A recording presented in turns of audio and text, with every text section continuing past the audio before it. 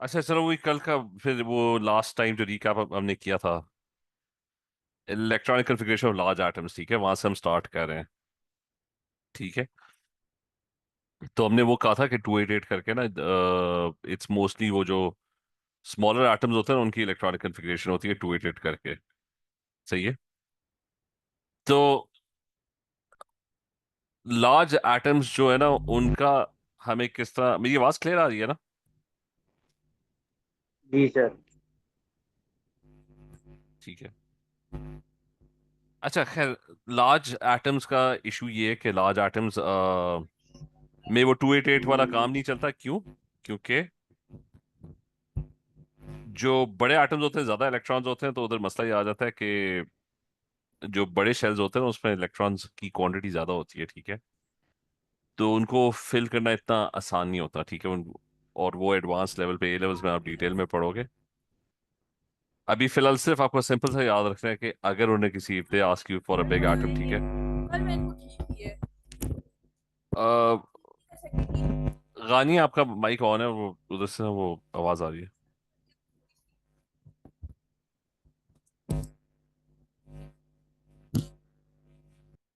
एक से मैं, हाँ ठीक है। अच्छा, सो बिग एटम्स वाज कि, गिव मी वन सेकेंड। अच्छा नहीं, अच्छा बिग एटम्स का इशू था कि बिग एटम्स में आपने क्या करना है कि you look at the group number, you look at the period number. ठीक है, उससे आपको ना you will get a lot of information. ठीक है, ग्रुप नंबर बता देगा आउटर शेल में कितने इलेक्ट्रॉन्स हैं, पीरियड नंबर बता देगा कि भाई कितने नंबर ऑफ शेल्स हैं। ठीक है, and once you know that you can reverse order में ना you can actually fill them up. ठीक है, तो एक और बड़े एटम, रिमेंबर बड़े एटम की जो इलेक्ट्रॉनिक कन्फिग्रेशन है वो इतना फ्रीक्वेंटली दे रहा हूँ, गोइंग टू आस्क यू। ठीक है, कभी कभार होता है। तो एक और एग्जांपल मैं कर लेते इंग्लिश हैं। में नहीं ढूंढ सकती, मेरे पास नहीं 20-30 हजार रुपया देने को। अच्छा चलो एक और, चलो ले जाता हूँ। बिल्कुल। अच्छा तो एक और एग्जांपल कर लेते हैं कि स्ट्रोंशियम की एग्जांपल कर लेते हैं। स्ट्रोंशियम के 38 इलेक्ट्रॉन्स हैं। ठीक है, तो कौन से ग्रुप है? वो ग्रुप नंबर 2 में। और पीरियड कौन सा? दिस इज वन, जो पहला वाला फिफ्थ। पीरियड। कौन सा? 6 है? 1 2 फिफ्थ में 3, फिफ्थ में। फिफ्थ में। ठीक है, तो ग्रुप 2 पीरियड 5, तो उसको ना 5 शेल्स और लास्ट वाले में 2 होंगे। ठीक है, एक सेकंड, कितना 38 था टोटल? I guess. अच्छा, पीरियड 5 पीरियड 5 ग्रुप 2। और ग्रुप 2। ठीक है, एक सेकेंड, उसको ना एक दफा कंफर्म भी कर लें फिर से कि ग्रुप 2 38 ही है, और पीरियड 5 ग्रुप 2। हाँ ठीक है। अच्छा, तो बड़े आइटम में ना आपने ये इन्फॉर्मेशन, दिस इज मस्ट। ठीक है, this has to be taken into consideration. अब पीरियड 5 का मतलब है it's going to have 5 shells. और ग्रुप 2 का क्या मतलब है? ग्रुप 2 का मतलब है कि भाई इसके पास आउटर शेल में, वैलेंस शेल में, देयर 2 इलेक्ट्रॉन्स। सही हो गया। तो अब ये करना है कि, अच्छा अब ये करना है कि बेसिकली यहाँ पे ना वो 5 शेल्स हैं। ठीक है, रिमेंबर दैट। वो 5 पूरे हो गए। अच्छा, यस। आखिरी शेल में कितने इलेक्ट्रॉन्स हैं? 2। तो वहां पे मैंने 2 लिख दिया। ठीक है, अब 38 में से ना टोटल इलेक्ट्रॉन्स जो है वो 38 है, तो 2 तो बाहर वाले शेल में है। अब पीछे 36 है, 36 को ना बाकी 4 में फिल करो, तो 2 8।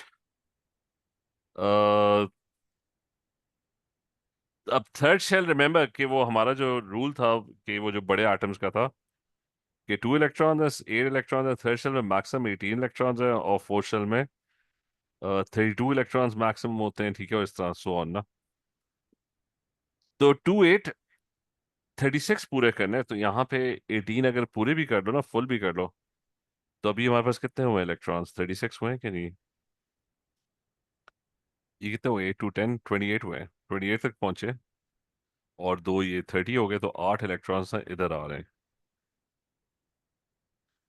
ठीक है, तो इज दिस थिंग क्लियर कि मैंने सबसे पहले बाहर वाला शेल फिल किया है और फिर जो बाकी इलेक्ट्रॉन्स है ना वो मैंने बाकी शेल्स में फिल करती हैं, ठीक है। और इधर मैंने वो 288 वाली कहानी नहीं की, क्योंकि बड़े एटम्स है, बड़े एटम्स में the amount of electrons is a lot more, ठीक है। Is this clear? Yes sir, एक सवाल था आपके। हम्म।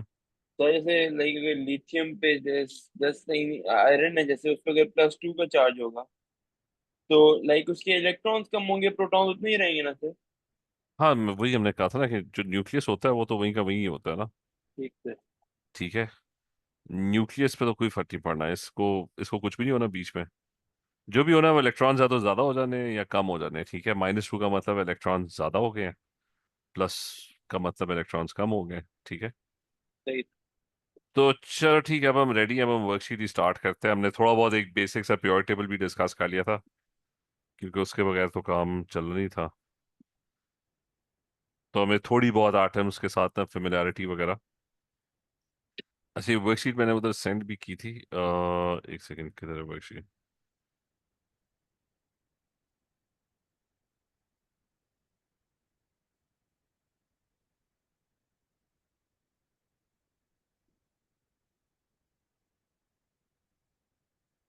एक सेकंड, स्क्रीन शेयरिंग बंद हो गया।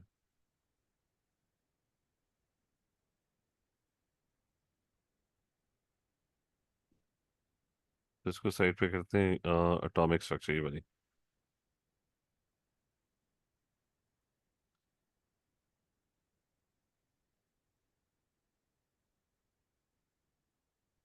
ठीक है। अच्छा, अब ये वाले एलिमेंट्स, और मुझे एक प्योर टेबल चाहिए, होपफुली खुला होगा, प्योर टेबल खुला हुआ है, ठीक है। How many electrons and protons are in an ion of an element in group 2 of the periodic table? ठीक है। तो और वो आयन की बात कर रहे हैं, अभी हमने periodic table पढ़ा था ना, उस पर ग्रुप 2 के, what is the charge of group 2? +2 से। ठीक है, so it has a plus two charge. +2 charge, ठीक है। वो तो क्लियर हो गया। और रिमेम्बर, प्रोटॉन चेंज नहीं होते, तो ग्रुप 2 का कोई भी एलिमेंट होगा ना, it's going to be identified by its proton number, proton ठीक। नंबर। तो वो प्योर टेबल में जाके देख लो कि ग्रुप 2 के जो प्रोटॉन नंबर्स होते हैं ना वो क्या होते हैं। और अभी ओपन किया था, प्योर टेबल कहाँ चला गया? तो वो दूसरे उस पे ओपन किया हुआ था। हम्म। दूसरे उस पे ओपन हुआ था। नहीं, तो दूसरा खोल लेते हैं, एक सेकंड। सर 4 वाला ही होगा ना, क्योंकि बेरिलियम पे 4 चार्ज है। नहीं 4, नहीं, 12 और 20 के बीच में कोई एक होगा। अच्छा, प्रोटोन नंबर्स कौन सा छोटा नंबर? अच्छा, प्रोटोन नंबर, ठीक है। तो इस तरह को हटाओ। अच्छा, the smaller number, that's your proton number. तो 4 प्रोटॉन्स, 12 प्रोटॉन्स, 20, 38, 56, ठीक है, ये सारे ऑप्शंस हैं। तो आपने जो भी एलिमेंट चूज करना, और वो इन्हीं 4, 12, 20, ठीक है, इन्हीं में से होगा। तो नंबर ऑफ प्रोटॉन्स 4 वाला, ठीक है ना? 12, यस। 20, मेरे ख्याल से 137 जो था ना वो तो कोई भी नहीं था वहां पे। यस। अच्छा, 137 कोई नहीं था। और चार्ज क्या उसका? +2, तो इलेक्ट्रॉन्स कितने होने चाहिए फिर? 2 कम होने चाहिए। ठीक है, दैट मीन तो लॉस्ट 2 बी है। होगा। तो it's going to be P, ठीक है। 10, वो बाकी सारे ना नेगेटिव हो गए हैं, वो इलेक्ट्रॉन ज्यादा हो गए हैं, इसमें भी इलेक्ट्रॉन्स ज्यादा हो गए हैं, ठीक है। अच्छा, अगले वाले में कह रहे हैं which option do the 3 particles each have the same number of electrons, ठीक है। अच्छा, इनके प्रोटॉन नंबर्स मैं लिख देता हूँ, ये 35 होता है और ये 53 होता है। अच्छा, तो फर्स्ट वन, इनके तो नंबर ऑफ इलेक्ट्रॉन सेम बिल्कुल भी नहीं लग रहे। -1 का मतलब है कि कितने इलेक्ट्रॉन ज्यादा है? एक ज्यादा है, एक ज्यादा है। ठीक है। तो -1 मीन्स कि एक ज्यादा है, तो ये 18 हो जाएगा, 36 हो जाएगा, 54 हो जाएगा। तो सारे डिफरेंट है, ठीक है। अच्छा, अगले पे आ जाओ। प्योर टेबल में फ्लोरीन का 9 लिखा होता है proton number, this is 10 and this is 11। तो मुझे बताओ कि सारों के पास क्या इलेक्ट्रॉन्स हैं? तो सेम है ना, क्लोरीन 10 हो जाएगा। Na पे प्लस का 1 का चार्ज है, तो एक कम हो जाएगा। तो इसका बी एक कम हो आंसर। जाएगा तो ये 10 हो जाएगा, इसका एक ज्यादा हो जाएगा तो ये भी 10 हो जाएगा। और वो न्यूट्रल है तो वो वैसे ही 10 है, ठीक है। तो B is the right option, ठीक है। क्लियर है अहमद, फहद क्लियर है, गानिया क्लियर है? Yes sir. Yeah. अच्छा, naturally occurring bromine has a उससे क्या it has two isotopes. uh, ये खैर वैसे हमने आगे करना था मोल्स में, लेकिन हमने न्यूक्लियर नंबर्स तक किया था, रिलेटिव एटॉमिक मास हमने इतना डिटेल में नहीं किया था, लेकिन कर लेते हैं इसको। अच्छा, नेचुरली occurring ब्रोमीन हैज, मैं तो रिलेटिव एटॉमिक मास हमने पढ़ा था, अभी नहीं पढ़ा ना? The 1/12 of C12 was right. अच्छा, मैं बता देता हूँ इसका, मैं बता देता हूँ, आगे हमने वैसे भी पढ़ना है इसको। अच्छा, naturally occurring bromine has a relative atomic mass of 80, and it consists entirely of two isotopes of relative isotopic masses 79 and 81. अच्छा, ये मैंने असल में ना, हमने पढ़ा था बीच में जब हम आइसोटोप्स कर रहे थे ना, जैसा क्लोरीन है, क्लोरीन हैज टू आइसोटोप्स, कि एक ना 35 है और एक 37 है। इसका मतलब इट्स गॉट 17 प्रोटॉन, 17 इलेक्ट्रॉन्स और 18 न्यूट्रॉन्स। और इसका मतलब it's got 17 electron, 17 protons and it's got 20 neutrons, ठीक है। अब इशू ये कि हमने पहले कहा था कि एटम की जो प्रॉपर्टीज है ना, वो सारी they are all defined by proton electrons. Protons nucleus में होते हैं पॉजिटिवली चार्ज्ड, इलेक्ट्रॉन्स जो होते हैं they are revolving around the nucleus, ठीक है, they negatively charge, they are attracting each other. और मैंने कहा था केमिस्ट्री सारी क्या होती है कि एटम जो है ना, इट्स लूजिंग और gaining electrons. And I told you कि न्यूट्रॉन जो है ना, एक फालतू की चीज़ है, उसका कोई काम नहीं है। और हमने आइसोटोप्स में यही पढ़ा था कि आइसोटोप्स में क्या होता है कि अगर वो ज़्यादा हो जाए या कम हो जाए तो कोई फर्क नहीं पड़ता उसकी प्रॉपर्टीज के अंदर, it still remains the same element. यहाँ तक क्लियर है ना आइसोटोप्स का? Is this clear? Yes. तो अब इशू ये है कि आपके पास जब आप एटम की मास मेजर करते हो ना, तो यू, जिसको हम रिलेटिव एटॉमिक मास कहते हैं, तो आप एवरेज लेते हो, क्योंकि आपके पास ना एक ही एटम की बहुत सारी टाइप्स होती हैं। कुछ का वेट थोड़ा सा ज्यादा होता है क्योंकि they have more neutrons, some are less and they have less neutrons, ठीक है। तो अगर मेरे पास ना एक बॉक्स है, उसके अंदर ना सीएल के एटम्स पड़े हुए हैं ढेर सारे, लेट्स से 5 एटम्स पड़े हुए हैं, ठीक है, 5 नहीं बल्कि 4 कर लेते हैं। अच्छा, सीएल के केस में क्या होता है, सीएल के केस में ना हर दफा आप क्लोरीन के एटम्स पिक करते हो ना, जैसा जैसा टेबल सॉल्ट है, टेबल सॉल्ट में क्लोरीन होता है, NaCl होता है, ठीक है। तो अगर एक बॉक्स है जिसपे दे आर 4 सीएल्स, तो व्हाट हैपेंस इज कि उनमें से ना 3 जो है ना, उनकी जो न्यूक्लियर नंबर है ना, वो 35 होता है। और उनमें से ना डिस्ट्रीब्यूशन वाइज ना एक जो होता है ना, वो 37 होता है। मैं दुनिया में कहीं भी क्लोरीन उठाओगे ना, अगर 10,000 क्लोरीन के आइटम्स आपने कहीं उठाए ना, तो उसमें ना 7,500, मतलब 3 क्लोरीन आइटम्स एक टाइप के होंगे और एक क्लोरीन आइटम एक और टाइप का होगा, ठीक है। ये बात भी क्लियर है कि दुनिया के अंदर atoms normally exist as a mixture of isotopes, ठीक है, इज दैट क्लियर? जी जी। अहमद क्लियर है, फाज क्लियर है, गानिया? जब से ये रूल है कोई 75% एंड 25%। नहीं नहीं, ये वैसे मैं क्लोरीन के लिए ही है, मैं दिखाता हूँ ना, एक सेकेंड। ये मैंने शायद पहले भी दिखाया होगा, एक से मैं स्क्रीन शेयर करूँ, 1 सेकेंड।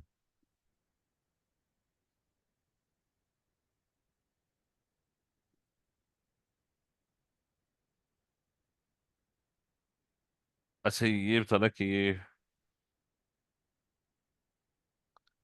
स्क्रीन विजिबल है? Yes sir.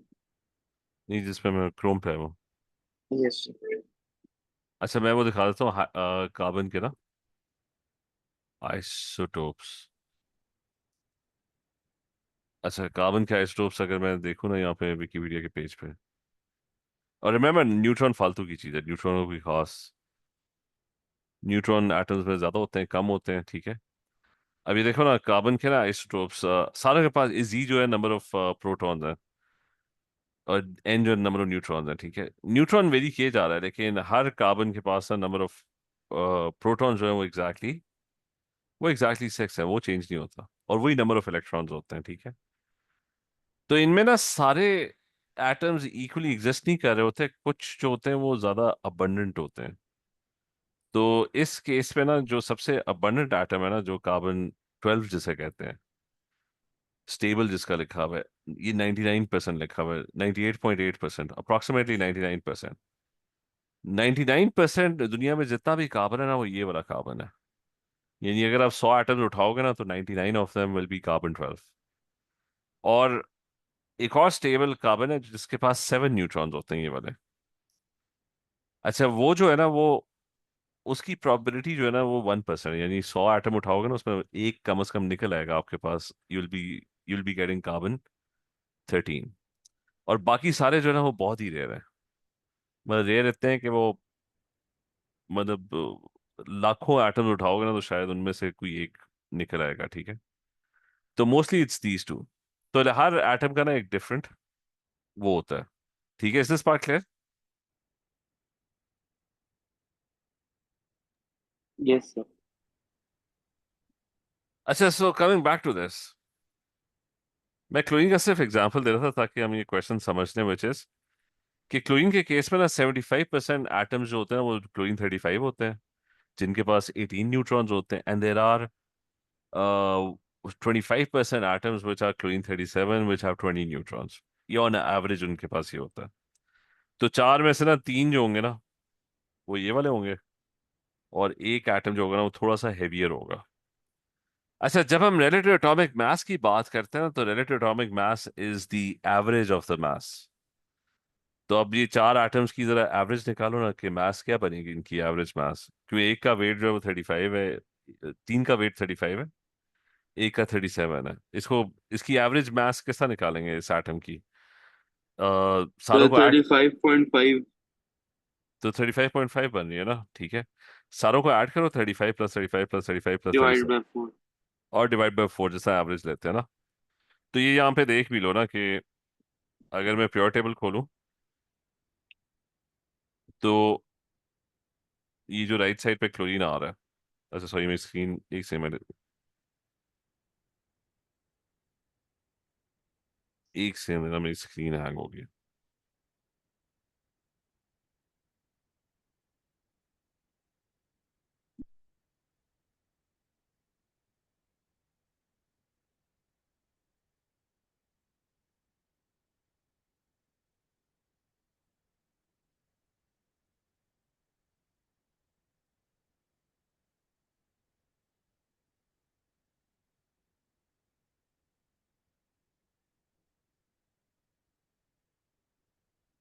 Just 1 second.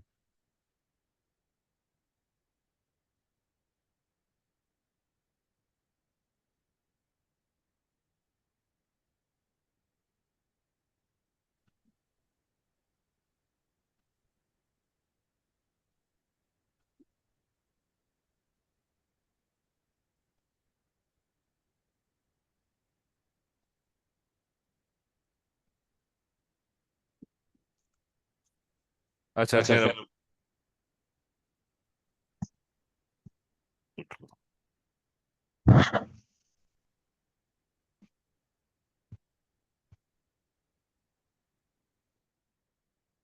बस, अच्छा ठीक है, सॉरी वो हैंग हो गया था। अच्छा, दिस वन, क्लोरीन का प्योर टेबल में मास देखते हो ना, रेलेटिव एटॉमिक मास, तो वो आता है 35.5 आता है, जो यहाँ पे मैं शो कर रहा हूँ, ठीक है। ये ऊपर वाला क्लोरीन जो है, इसको सर्कल को हम हटाते हैं, और ये आप देख लो कि ये कितना आ रहा है, 35.5। तो याद ये रखना है कि 35.5 एक्चुअली कोई नहीं है, वो एवरेज ली हुई है, तो दैट्स व्हाई यू गेटिंग 35.5। या तो क्लोरीन 35 होता है, या क्लोरीन 37 होता है। ये बात क्लियर है यहाँ तक?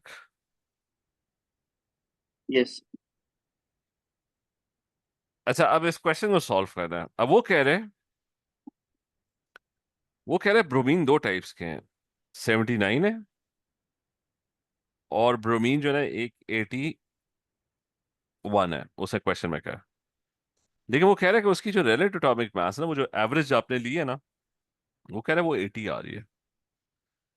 तो पहले तो मुझे बताओ कि इसका क्या मतलब है कि ये जो दोनों ब्रोमीन्स हैं, ये किस रेशो में मौजूद है, मतलब इनकी एवरेज 80 कब आएगी, कि ये तो इक्वल। जब ये दोनों ऐड हो के डिवाइड बाय 2 होंगे, 160 डिवाइड बाय 2 80 आएगा। हाँ, लेकिन इसका ये भी मतलब है ना कि अगर मेरे पास, अगर उनका रेशो ये है कि हर दो ब्रोमीन एटम, मतलब अगर के साथ एक एक ब्रोमीन 81 होता है, यानी वो इस रेशो में एग्जिस्ट कर रहे हैं अगर ना, तो तब क्या 80 आएगा उनका एवरेज। नहीं सर, 2:2 है ना इसका।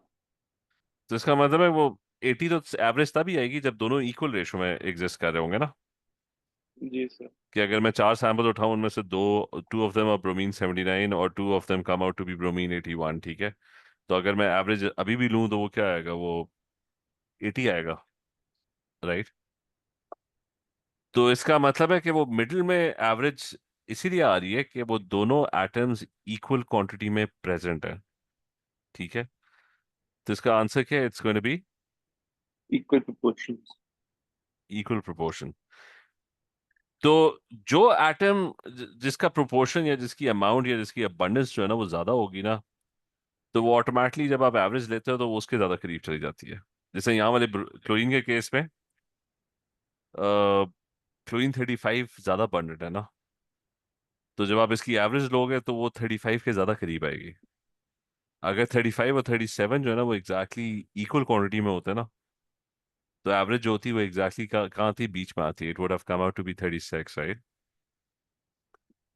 तो इस क्वेश्चन में बेसिकली उसने जो शुरू में इंफॉर्मेशन दी हुई है ना, which is कि उसकी जो मास है वो 80 है, और रिलेटिव आइसोटोपिक मास 79 और 81 है, तो इसलिए उससे यही पता लगता है कि they must be present equal proportion, ठीक है।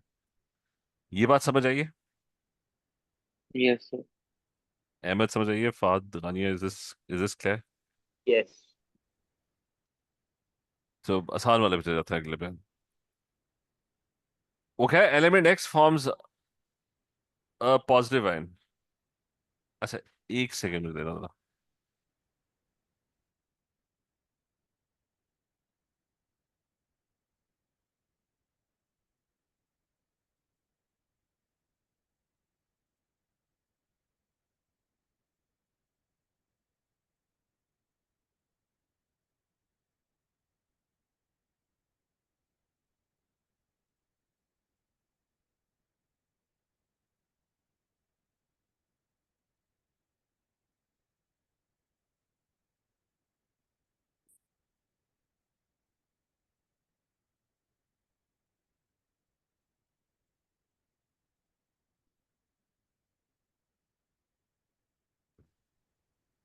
अच्छा सही, मैं म्यूट पे था।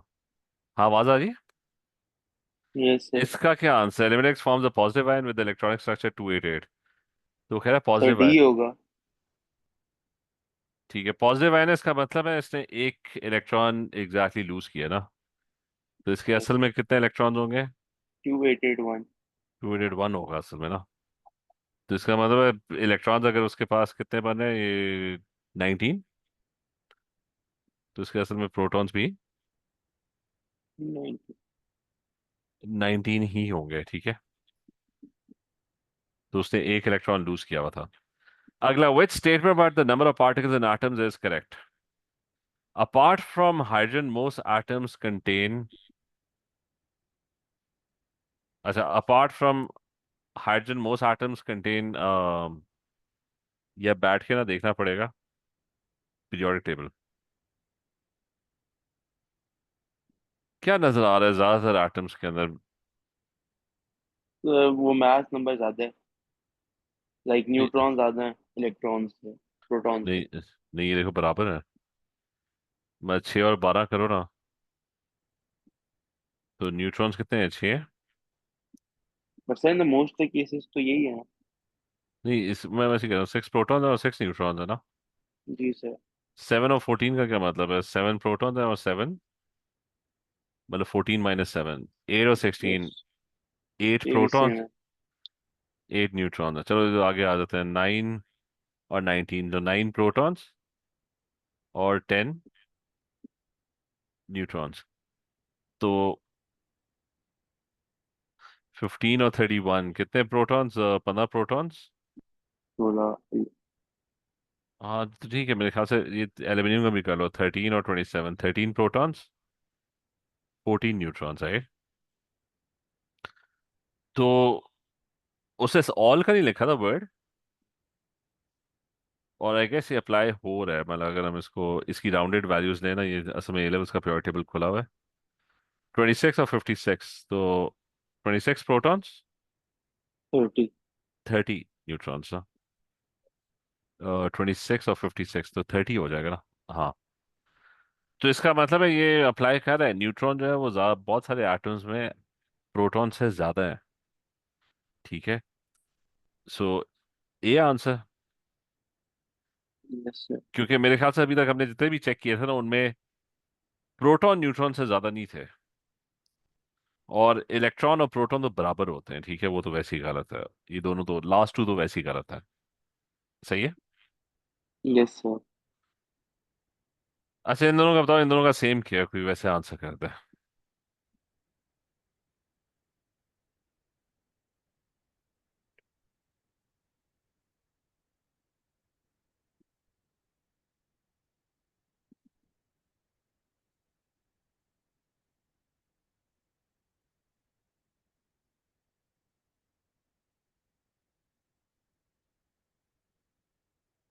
Same number of neutrons. ठीक है Ghania, same number of neutrons. ठीक है, दोनों के न्यूट्रॉन्स एग्जैक्टली सेम है। मेरे ख्याल से वो है क्या वैसे, 35 35, तो सेम नंबर ऑफ न्यूट्रॉन्स। ठीक है, तो नेक्स्ट वन, इसका जल्दी से बता दो कि नहीं गानिया, न्यूट्रॉन्स चेंज होते हैं, आइसोटोप्स होते हैं ना। एलिमेंट का प्रोटॉन कभी चेंज नहीं होता। सर इसका आंसर ए है। किस इस वाले का? नहीं, सॉरी, इसमें प्रोटॉन्स कितने हैं इसके? प्रोटॉन्स 38 हैं, न्यूट्रॉन्स 52 हैं, और +2 का ज्यादा तो इलेक्ट्रॉन दो कम होंगे, ए ही है सर। तो ये है। ठीक है, +2 है तो इलेक्ट्रॉन्स दो चले गए। ठीक है, अच्छा अगला वाला, इनमें से कौन सा सही ड्रॉ हुआ है? बीम ऑफ पार्टिकल्स है, प्रोटॉन न्यूट्रॉन्स इलेक्ट्रॉन्स। ठीक है, वो उड़ते हुए जा रहे हैं दो प्लेट्स के बीच में से, positive and negative. So which of these diagrams is drawn correctly? Sir ए।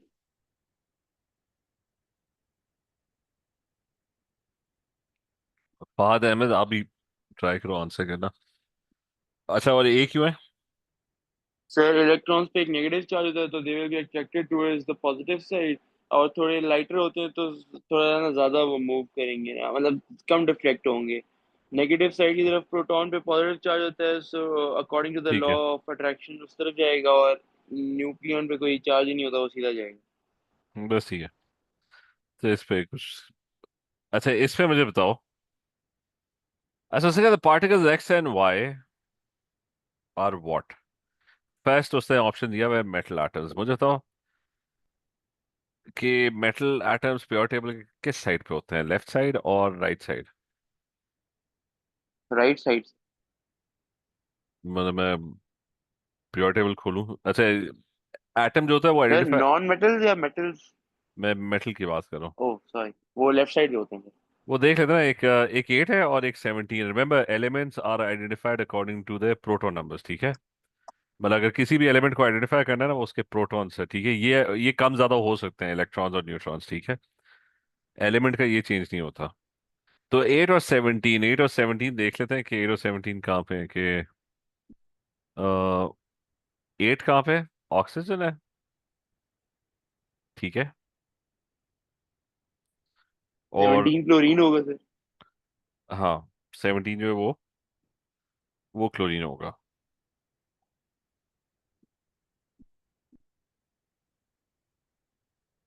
अच्छा 17 क्लोरीन होगा। एक तो मेरी स्क्रीन सर बहुत। आपकी स्क्रीन हैंग हो गई है, मैं इसे लीव करके आता हूँ। नहीं मेरी स्क्रीन हैंग हुई भी है। रुको एक सेकंड।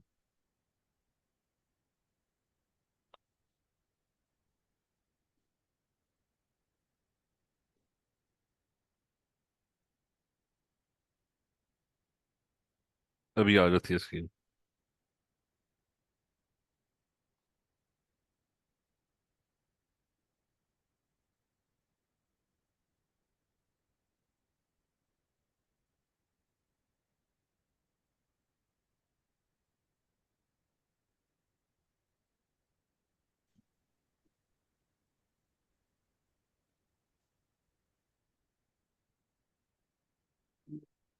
ये आज ऐसे में टाइप का कोई इशू है।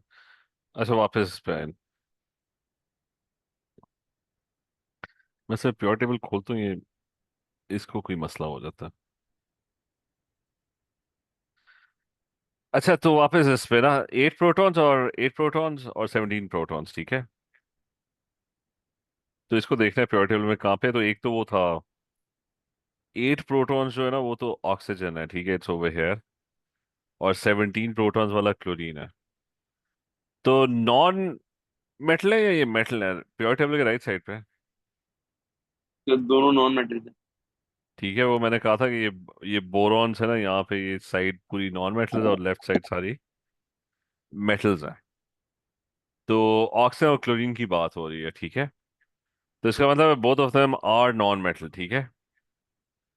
तो क्या ये स्टेटमेंट ट्रू है कि गलत है?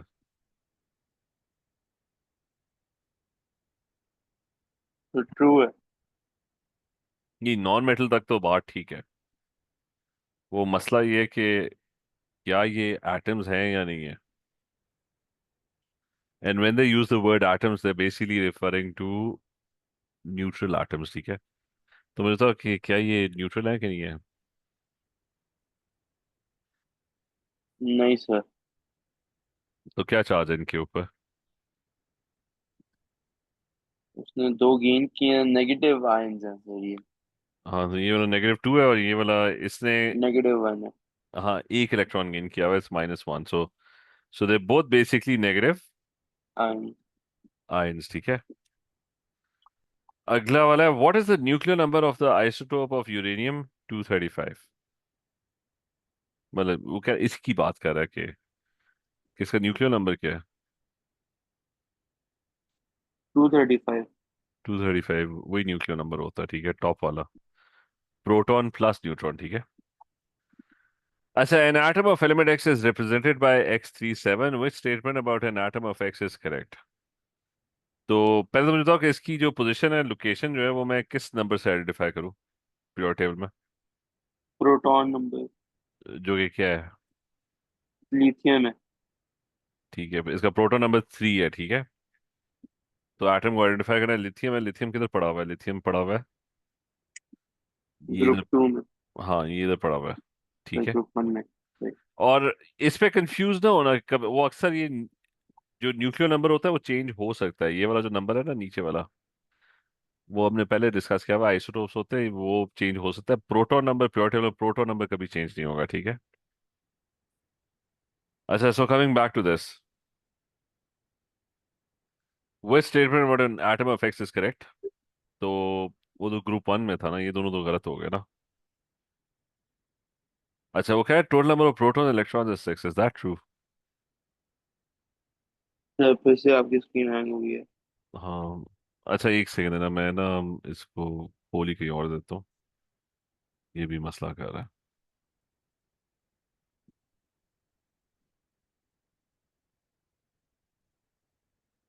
मेरे ग्रुप पे। अच्छा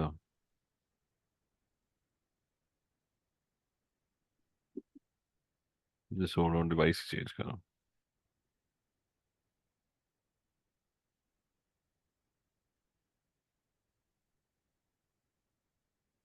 अच्छा 1 सेकंड।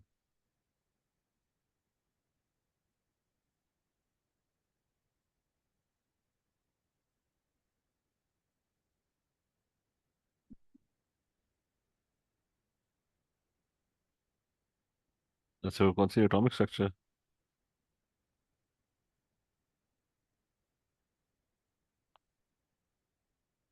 सो ये तो atomic structure and chemical bonding है, वन सेकेंड।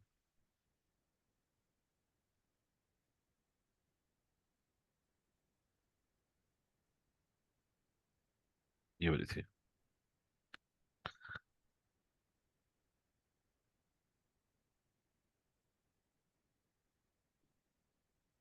ये आयोनिक और वो कोवेलेंट बॉन्डिंग कौन से चैप्टर में आएगा?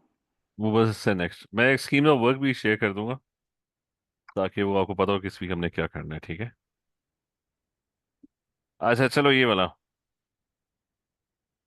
क्वेश्चन आ गया वापस। अच्छा बताओ इसका क्या आंसर है? सर डी होगा।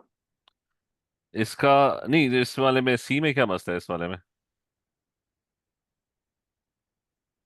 जो ऑप्शन सी है। सर जो उसमें उसने हमें 7 नहीं लिखा हुआ है, और कोई उस पे आयन वगैरह चार्ज बताया नहीं हुआ। चलो मुझे बताओ कि इसके, वैसे मुझे बताओ कि इसके प्रोटॉन्स कितने हैं? 7। हम्म। सॉरी, प्रोटॉन्स ना सर, 4। तीन है यार, नीचे प्रोटॉन नंबर है ना। हाँ। इलेक्ट्रॉन्स कितने हैं? 3 होंगे सर। 3। और न्यूट्रॉन्स कितने हैं? 4। अब मुझे बताओ कि इसके टोटल नंबर ऑफ प्रोटॉन्स और इलेक्ट्रॉन्स कितने हैं?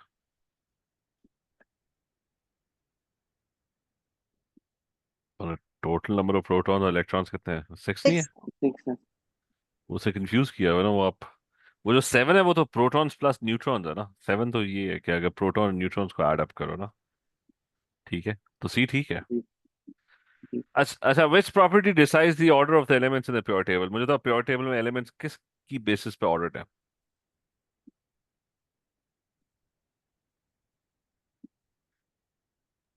Number of protons. प्रोटॉन। और वो न्यूक्लियस में ही होता है ना, इन द न्यूक्लियस। अच्छा अगला पार्ट।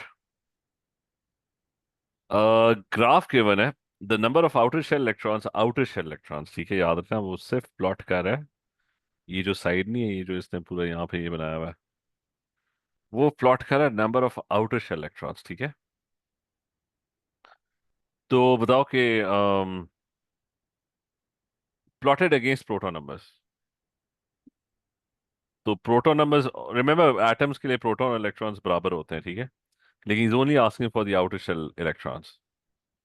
इधर जरा मुझे बताओ, which graph do you think is the correct graph?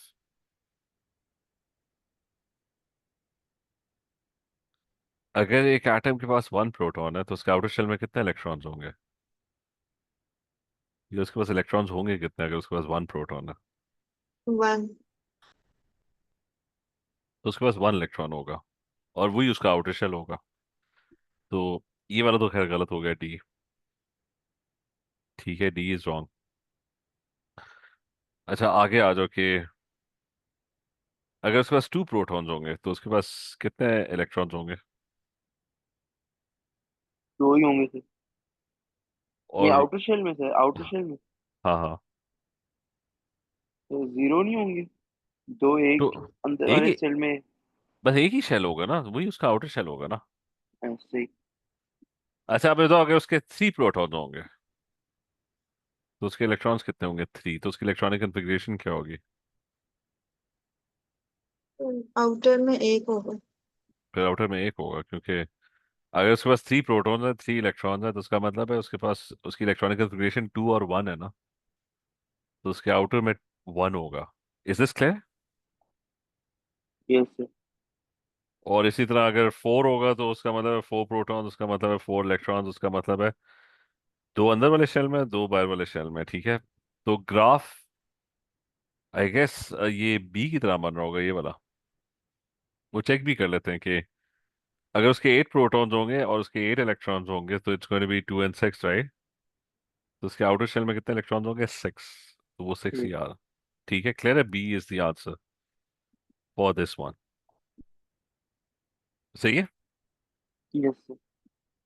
अगला, which ion has the most shells that contain electrons? इनके प्रोटॉन नंबर्स में लिख देता हूँ, 13 है, ये बेरिलियम क्या होता है, 4 होता है आई थिंक, नाइट्रोजन 7 होता है, और सल्फर जो होता है वो 16। बताओ किसके पास सबसे ज्यादा शेल्स हैं जिसमें इलेक्ट्रॉन्स है? बेरिलियम 4 होता है सर। हम्म। तो एल्यूमिनियम के बताओ कितने शेल्स हैं? दो होंगे सर, तीन लूज कर देगा। हाँ, 2 8। वैसे तो वो 283 था, लेकिन बाहर वाला गया, +3 है। विलियम क्या होगा, 2n? सिर्फ 2 होगा। हाँ। नाइट्रोजन के पास कितने शेल्स होंगे, दैट्स 3 गेन करेगा सर तो 2 8। और सल्फर का क्या होगा? तो गेन करेगा 2 8 8 हो जाएगा। तो 288 हो जाएगा, ठीक है। तो सबसे ज्यादा शेल्स फिर सल्फर के पास हुए ना, -2 आयन। Yes, sir। सही है। अच्छा, विच atom has the same electronic configuration as the strontium atom? strontium ion, same electronic configuration का मतलब है सेम नंबर ऑफ इलेक्ट्रॉन्स, ठीक है। ये जल्दी से डिस्कस कर लेते हैं।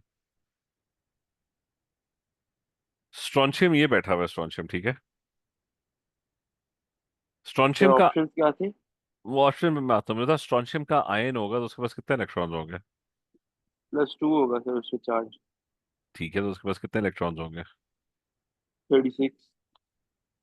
तो उससे वो कहता है कि कौन सा एटम है जिसके पास सेम इलेक्ट्रॉनिक कन्फिग्रेशन है एज द स्ट्रॉन्शियम आयन? तो ये +2 होगा, 38 की बजाय इसके पास 36 इलेक्ट्रॉन्स होंगे। तो 36 किसके होते हैं? क्रिप्टॉन। क्रिप्टॉन के। क्रिप्टॉन आंसर है इसका। ठीक है, क्लियर है। Yes sir. तो चलो ठीक है, ये साथ साथ प्रिंट कर लिया करो वर्कशीट। बाकी है कि कल फिर कंटिन्यू करते हैं, ठीक है। टाइम हो गया, कल फिर इसी को कंटिन्यू करते हैं। अल्लाह हाफिज़ ठीक, सर। चले, ओके, अल्लाह हाफिज।